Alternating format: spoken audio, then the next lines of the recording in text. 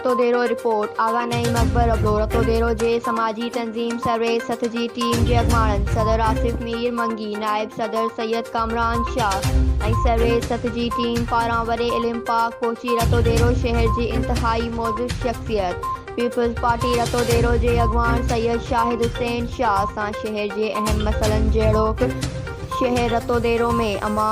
गैर मयारी खीर जो विकिरो street solar light government girls high secondary school जा मसला गवर्नमेंट बॉयज़ हाई स्कूल जा मसला गवर्नमेंट गर्ल्स सिंगल सेशन जे मसइलनि जे हल लाइ ॻाल्हि ॿोल कई वई जंहिं पीपल्स पार्टी अगवान शाहिद हुसैन शाह मुकम्मल यकीन दहानी कराई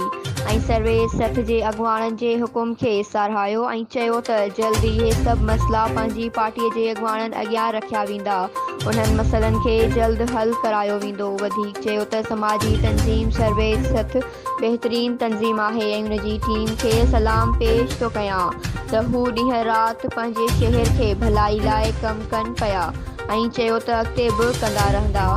न्यूज़ सिंध एक्सप्रेस न्यूज़ रतोदेरो।